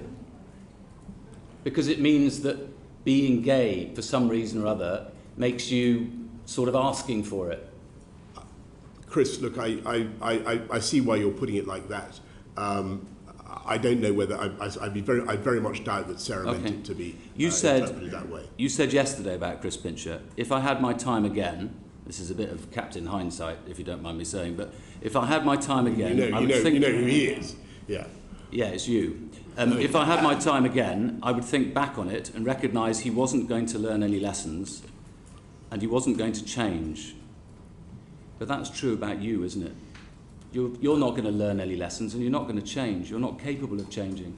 You'll be doing this again, time and time again, if you stay in post, won't you? Well, coming to this committee, I will. And yes, I will. I hope very much to be. Come on, you know what he's invited. asking, Prime Minister. He's not asking that question. Well, I don't know quite well. I mean, you know exactly what I'm asking. You don't. This is all about you in the end. The reason these things happen is because of you. He took liberties because he knows that you take liberties and get away with it, and allow other people to get away with taking liberties. That's right. I'm not quite sure what you're driving at there. I think you know perfectly well what I'm driving at. But you were asked. You said on one of the other broadcasts. You said, if you're saying you want me to undergo some sort of psychological transformation, I think that our listeners would know that that is not going to happen. Isn't that the problem? We need a psychological transformation if you're to stay in office. With the greatest possible respect, what I think we all need to do is focus on the things that our electorates sent us here to settle for them.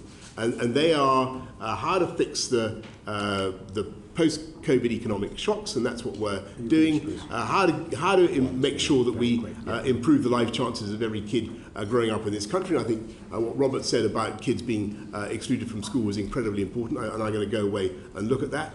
These are the issues that matter to the people of this country. And that does not exclude the fascination that people will have with these other subjects, but that is what I am focused on.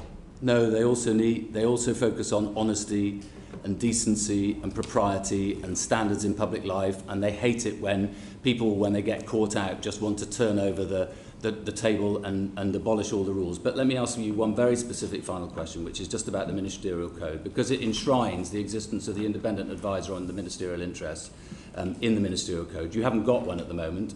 I hope you're going to appoint one very soon, and you can tell us who that's going to be. But you authorised an investigation into Mark Spencer's alleged Islamophobia, which I gather Lord Geit had very nearly completed. When will that be completed and when will it be published? That's a very good question. I think that Lord Geit did give me a brief update on it, I had the impression that it was nearing conclusion. I'll have to get back to you. And is there going to be a replacement?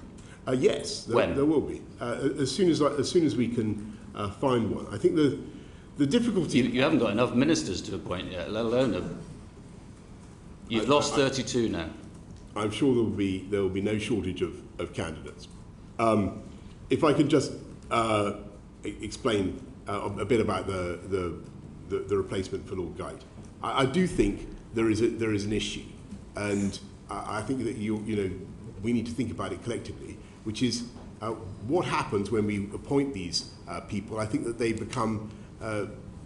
can become very exposed and very vulnerable to abuse, to political pressure, to campaigns, and I'm just giving you my view. They're much more public than they used to be. So Christopher, I think, did an outstanding job, but he was facing a lot of public pressure. He resigned because he thought you'd lied to him. That's not what he said.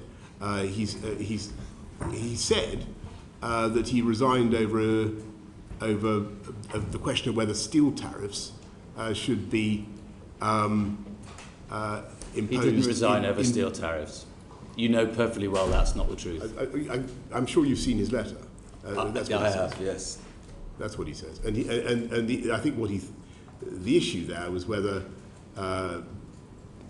imposing or retaining steel tariffs in the UK he within breach resigned. of WTO. I'm sorry, Prime Minister. He resigned, as he says in his letter, because he knew that he wanted to initiate an investigation into your breaching of the ministerial code, but he couldn't do so without resigning, and that put him in an impossible position. That's expressly what his letter says. Sorry, well then you must have seen another letter, because that's not what. No, I read it and you didn't.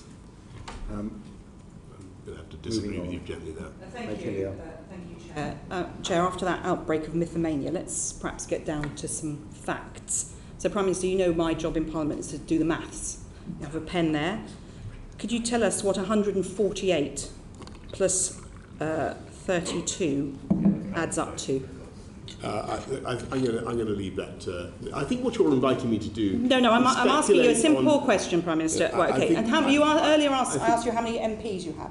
Perhaps perhaps someone's slipped you a note just to remind you how many Conservative MPs you have in Parliament. I think, Meg, do you know how many Conservative MPs you have in Parliament? I think, Meg, this is a question designed to invite me to comment on Prime Minister, political events. When I've told you don't want to answer it, let me answer it then. So you have 358 MPs. You did think it was 365. You have lost a few. As Mr Bryant has highlighted, you now have 32 ministers and PPSs who've resigned. It was 28 at the beginning of this meeting, and then an additional PPS who will resign tomorrow if you don't resign. So that makes it 182 if you include her. So half of 358, Prime Minister, just to make the maths simple for you, is 179. It's not looking very good, is it? Well, Meg, you're wanting me to comment on You've lost the confidence of more than half of your party, not including other members in this room who may not be in the 148. I've been generous and not double counted. Well, sure. I'm here to talk about the government of the country, the policies that Mr Prime Minister, without the support of your party, you cannot govern this country responsibly or well. Whatever our political disagreements, I have respect for the office of Prime Minister, but I'm afraid I've completely lost respect for you and your capability to run this country. I think if you look at the actions that we're taking today, the bills that we're getting through, we are doing some fantastic things for the people of this country, and we'll continue to do them. And I appreciate they may not be supported by the Labour Party, Meg, but that's not my problem. That's your problem. No, Prime Minister, about competence, not policy. Darren Jones.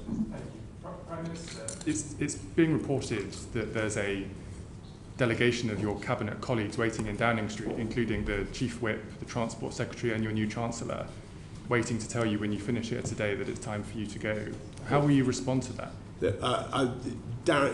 Darren, you're asking me to comment on... This conversation will happen in a few minutes, Prime Minister. So you say. But if you want to ask about what we're doing to help people with the cost of living, if you want to ask about what we're doing to build more clean, green energy supply, which this committee has taken an interest in. That's going to be your answer to the Cabinet colleagues in Downing Street. Then I'm very happy to talk to you about it. But I'm not going to give a running commentary on political events. We're going to get on with the government of the country. Prime Minister, On the question of the Prime Minister's advisor on ministerial interests, you've had 2 resignations, not just one. Why did Sir Alex Allen resign? Well, Sir Alex has I think been pretty well documented, and I thank him too, was asked to investigate allegations of bullying against the Home Secretary. The team produced quite a long report, which was based on a lot of extensive work, mainly anonymised interviews, and I read it very thoroughly. And the trouble I found with it was that nothing that the Home Secretary had actually said seemed to me to breach the threshold necessary to trigger her resignation. Although you might argue that she should have spoken in a different way from time to time. It didn't seem to me that the allegations wholly stacked up, and I thought that it didn't trigger a resignation. Sir Alex, that wasn't the reason. Yes, I'm coming to the reason. The reason he resigned is because you wouldn't even accept his report. Well, no. Well, let me put it. Let me say what happened. So Sir Alex took a view that it wasn't that. I read the report and I read the whole thing. He didn't actually write it, but he simply read it and drew some conclusions. I read all the interrogations that had taken place, and it didn't seem to me that, although she might have spoken differently from time to time, it didn't seem to me that she deserved to be fired on the basis of what I read. I read the whole thing. So I made this point. Now the difficulty was that Sir Alex thought that the ministerial code had been breached, even if in a minor way, and that any breach of the ministerial code necessarily meant a resignation. That view has subsequently been modified by the Committee on Standards in Public Life, who have said that the ministerial that there can be gradations of sanctions for breaches of the ministerial code. So what you should have done is accepted Sir Alex Allen's report. He would not have resigned. Well, it would still be in your gift not to demand the Home Secretary's resignation. No, but it wasn't. And the system would have been changed retrospectively as it has done. But you wouldn't even accept his report. No, Savannah, as I remember, the problem was that in order to, I would have had to accept the Home Secretary's resignation. That was the problem, and that didn't seem to me, although that didn't seem to me to be a necessary outcome. I mean, supposing you continue in office, what are the lessons you learn from the appointment of Chris Pincher? I think the most important lesson is, first of all, don't be less optimistic about people's ability to learn and perhaps take a bit more interest in it, because it's extraordinary how many things. And then secondly, and Prime Minister, perhaps you should just take a bit more interest. Secondly, when something like this happens, make sure that we do a full timetable of exactly what happened and when it happened, so that when people go out to brief, they've got all the facts at their fingertips. But it's not a comms failure, this, Prime Minister. It's a proprietary and ethics failure. Isn't the real lesson that if we promote people with the wrong behaviour and attitudes in this place, it will give permission for people to behave in that way, which is why we've got a culture problem in this place? I think I'd have to put. I think that you're onto. I think what you're saying is very important. I've given this a lot of thought, and I do think there is a problem with alcohol, and I've always resisted this conclusion in the past, but it sort of feels to me that some people simply can't take their drink, and we need to think about how we work that in Parliament. Now, this particular event took place in Didn't take place in Parliament. But there is also an issue about standards of behaviour, so I additionally accept that I should have been more stringent in my approach. And as I've said earlier, I regret that. But don't we also need to learn? I take it that Chris Princher is a friend of yours, and that would be perfectly respectable, that we've let him down because we didn't give him the help he needed. I think that's a very fair point. What system is there in this place to support people in that position? What do you have in place as a leader of a political party to help people who have behavioural or drink problems? Well, I think that we all have a duty as colleagues to look after each other and to try to help people, and that's actually one of the functions of the Whip's office. Well, I mean, unfortunately, Whips have other duties, and they rather conflict with their duty of care. And there needs to be something else to support people who need help, who don't feel that they're giving ammunition to the people who control their careers. So that doesn't work, does it? We've now got another Whip appointed to do the duty of care work. I mean, that's not going to work, is it? Bernard, what are you proposing? I'm not going to make policy on the hoof here, but what you've got in place as leader of your party is not working. Would you accept that? No, I think there are issues about standards of behaviour, and I think I reluctantly come to the conclusion that there is an issue with alcohol. Well, I mean, you're the last person in the room to accept that there's a problem. Why do you think integrity in public life has become such an issue under your premiership? Well, I think actually the reality is that I think that people are very, very keen to try to get me off the subjects I want to talk about, and to try to focus on me. So it's all about you. No, I don't want to talk about it. I want to talk. I've been trying very hard. Don't you see these failures have made it about you? Throughout this session, to talk about the things that I care about. Now, how much consideration are you giving to the prospect of your resignation? I'm happy to tell you that I'm getting on with the job that I was elected to do, and that is what I'm going to do. So all these problems are basically somebody else's fault? No, I think that I think it was who is one of these people who's left. Who is responsible? Who should be held accountable? I am responsible, but I'm also responsible, Bernard, for delivering a huge manifesto commitments that we made in 2019, many of which are now coming through. Hugh asked about what are we doing to make sure that we're taxing electric vehicles properly. There is a colossal body of work that we're engaged on right now. We are uniting and levelling up across the country. We have the biggest programme of infrastructure investment that we've had for 100 years. And I'm going to get on with delivering on the programme that we set out and on the priorities of the people of this country. Important. And I know that there will be plenty of people who, for whatever motive, want to try to throw me off course by turning it into a story about something entirely different. And I think that it would be a fine thing if we focused on the arguments between us that are about policy and about the agenda and what we actually love doing, which is working hard for our constituents and trying to make their lives better. Let's talk. I mean, we've had some interesting exchanges about how to control inflation or motor vehicles.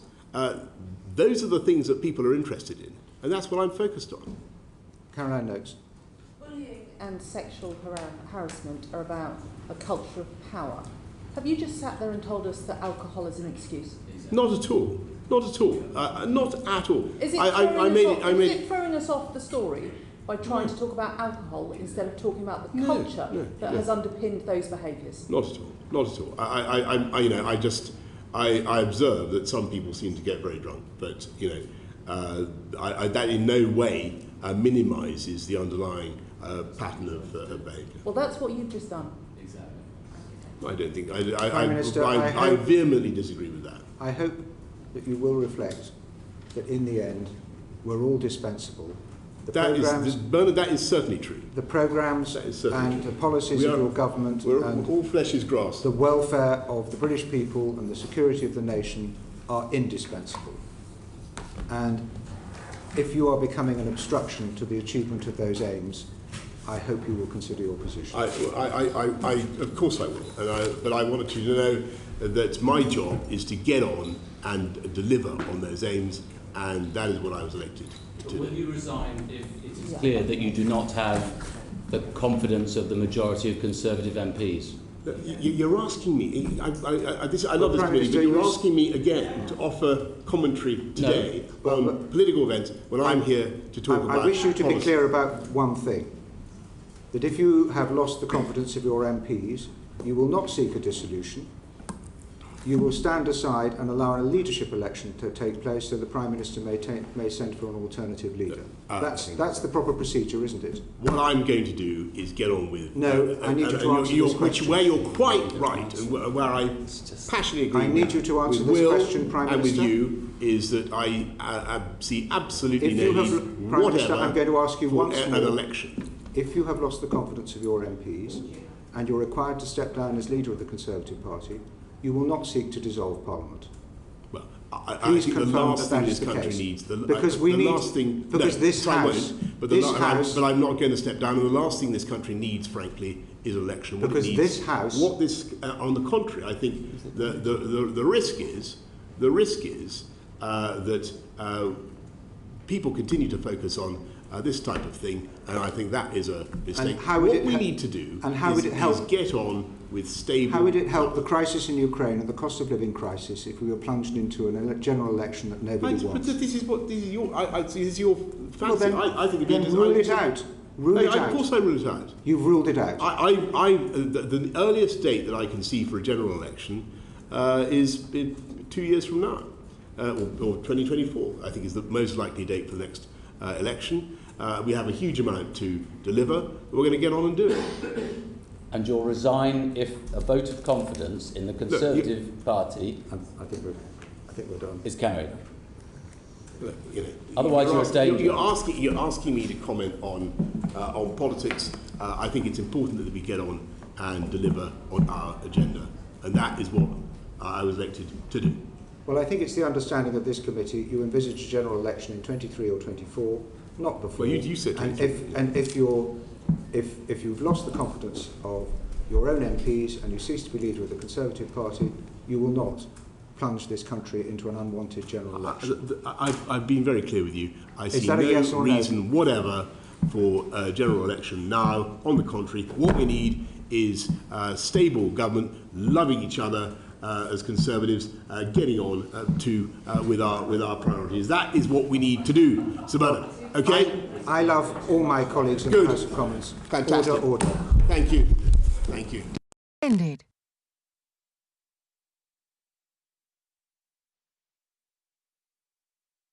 The proceeding has ended.